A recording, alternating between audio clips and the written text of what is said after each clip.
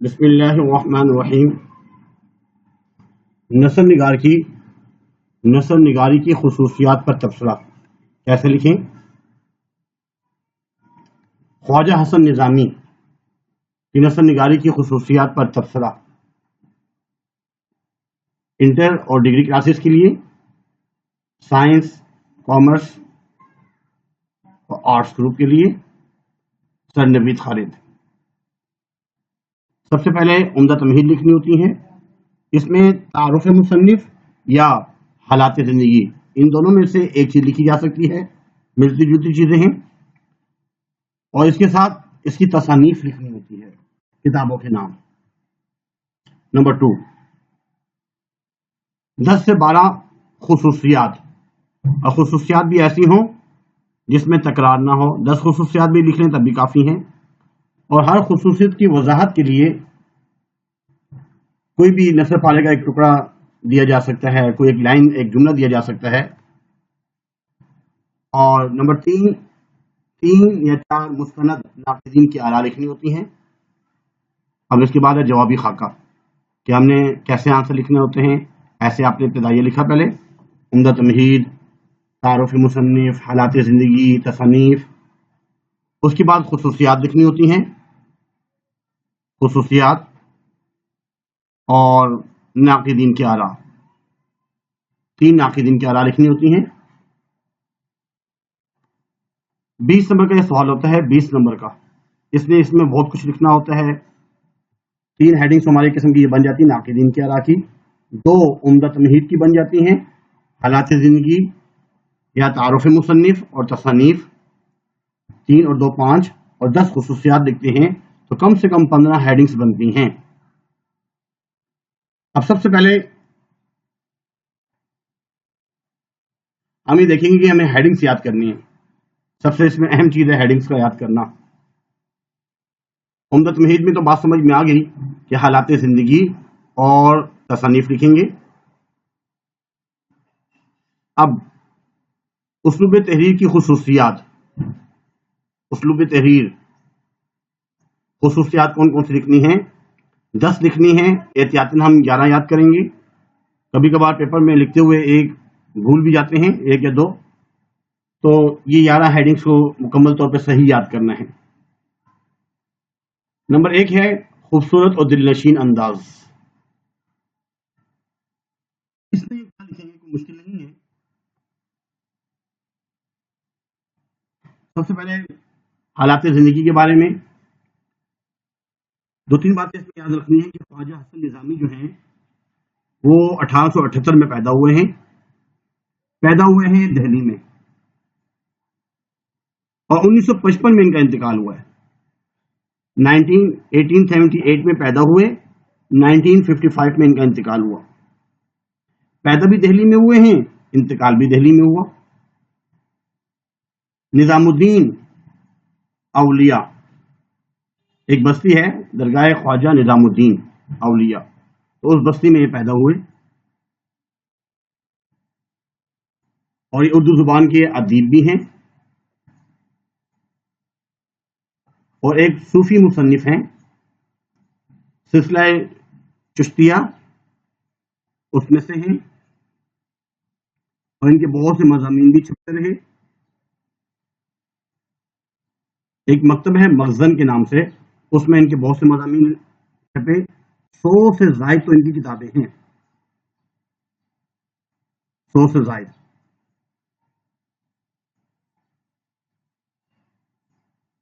آپ کے والد سید امام درگاہ سے وابستہ تھے۔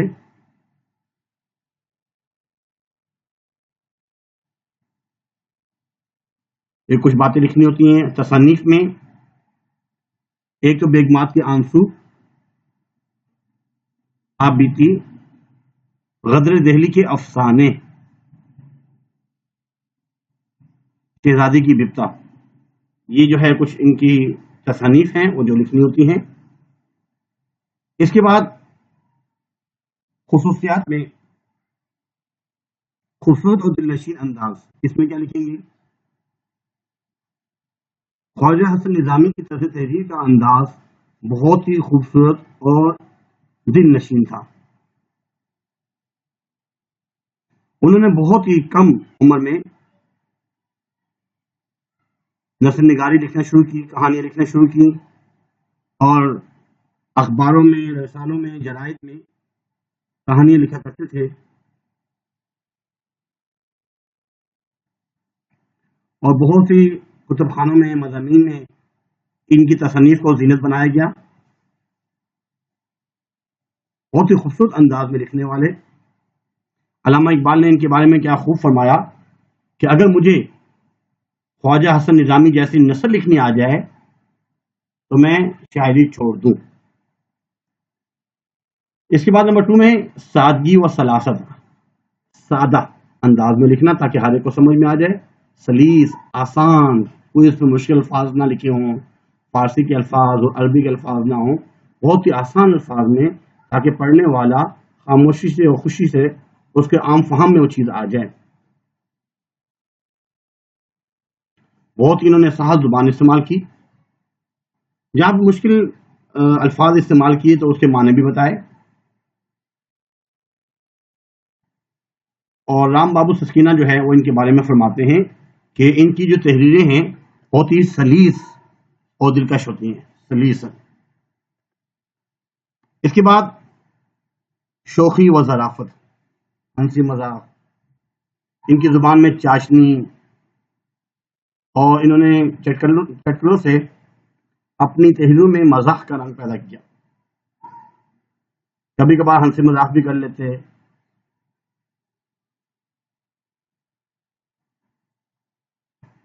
مثال کے طور پر ایک مضمون پیاری ڈکار میں لکھتے ہیں کہ یہ نئے فیشن کے مچھر کو زور سے ڈکار نہیں لینے دیتے ہیں.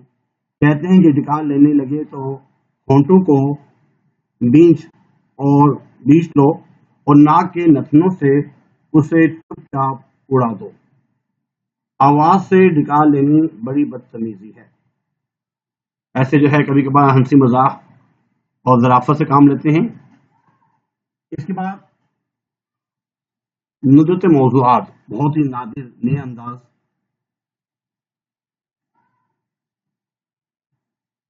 ان کے جو مضامین ہیں بہت ہی انوکھے اور ادبھت ہیں، اور بہت ہی پرکیف. ایک مضمون گلاب تمہارا کیکر ہمارا، اس میں لکھتے ہیں آخر یہ میاں گلاب کس مرض کی دوا ہے، آخر یہ میاں گلاب کس مرض کی دوا نہیں. پیٹ میں درد تو گلقند کھا لو، ہیضہ ہو جائے گلاب پلاؤ، اور اگر مر جاؤ تو قبر پر چڑھا دو.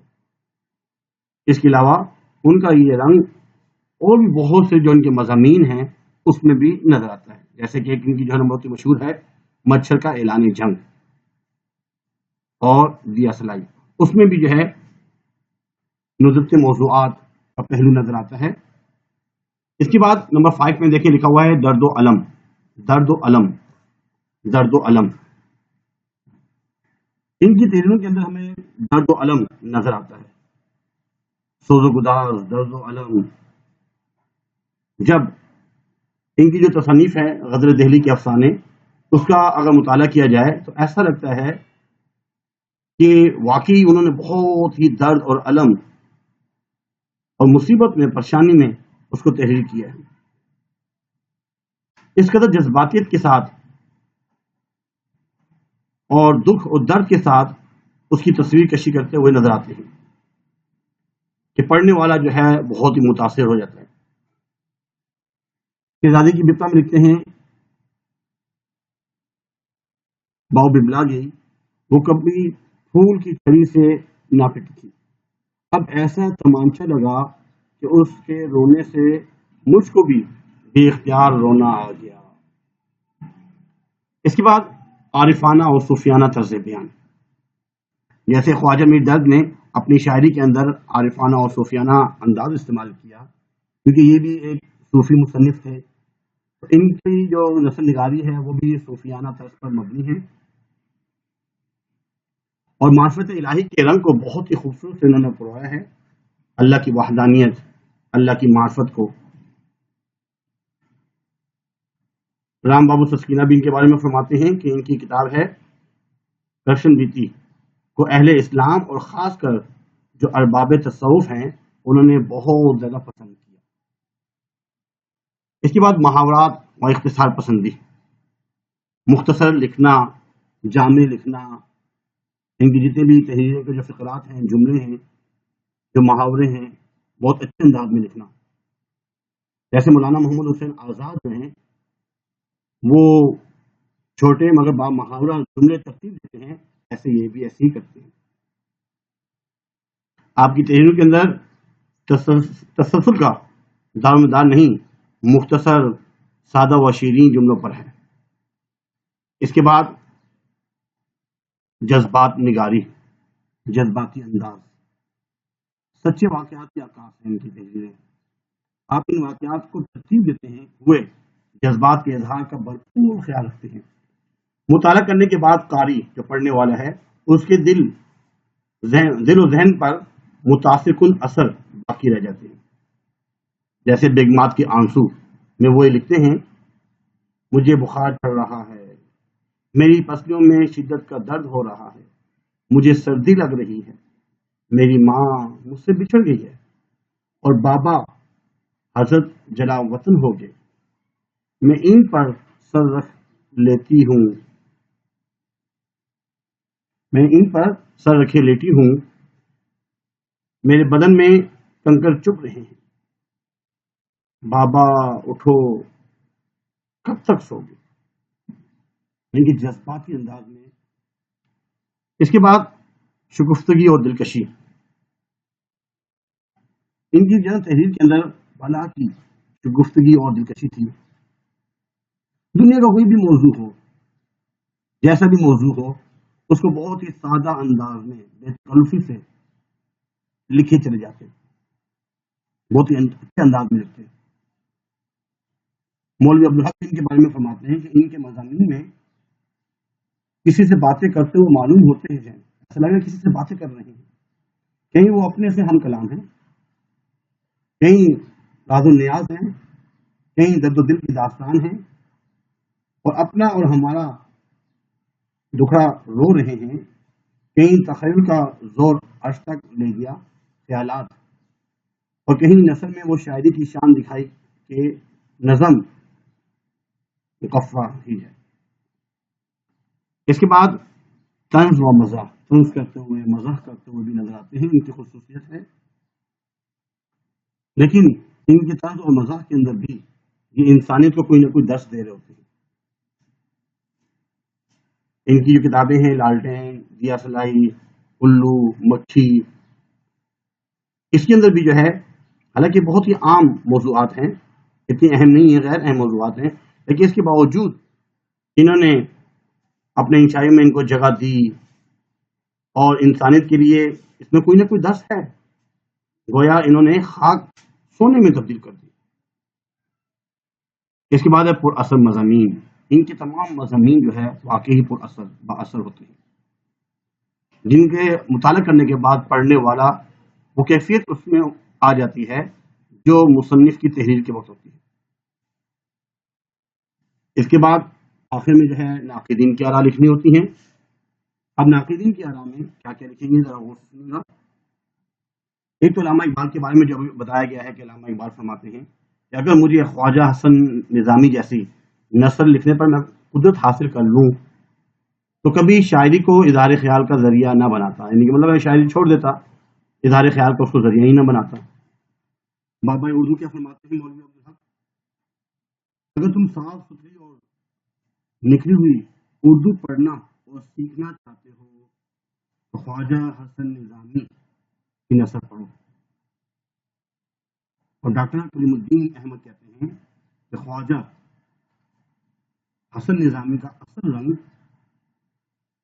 خواجہ صاحب کی اصلی اہمیت ان کی انشا ہے، انشا پردازی. وہ نہایت ہی آسان، سادہ، پرتکلف طرز میں لکھتے ہیں. یہ ناقدین کی کچھ آراء تھی.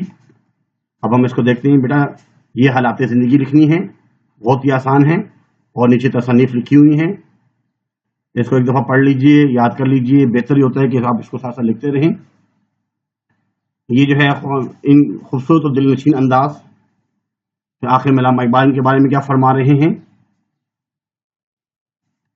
سادگی و سلاست، سادگی و سلاست، بہت ہی سادہ اور سلیس انداز میں، عام فہم انداز میں۔ شوخی و ظرافت، شوخیانہ انداز۔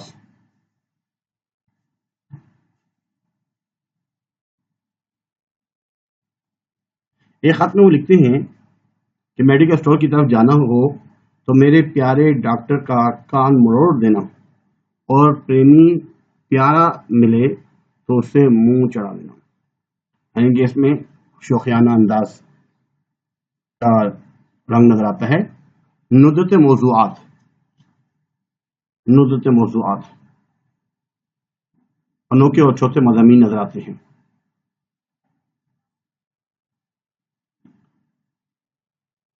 آخر یہ میاں گلاب کس مرض کی دوا نہیں، بہت ہی آسان۔ اس کے بعد درد و الم، درد و الم، درد، الم، رنج، دکھ، درد، یہ تمام چیزیں اس کے اندر پائی جاتی ہیں۔ عارفانہ اور صوفیانہ طرز بیان، جیسے خواجہ حسن نظامی نے کیا۔ محاورات اور اختصار پسندی، جذبات نگاری،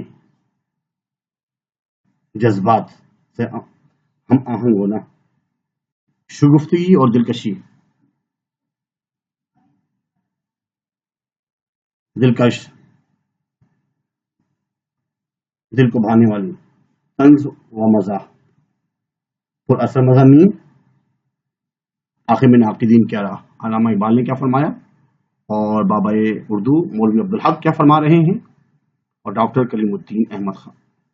امید ہے کہ آج کا لیکچر سمجھ میں آیا ہوگا۔ بیٹا ایک تو لازمی شیئر کیجیے دوسروں کو، لائک بھی کیجیے، سبسکرائب بھی کیجیے۔ اللہ حافظ۔ وما علینا الا البلاغ المبین۔ جزاکم اللہ خیر، فاحسن الجزاء۔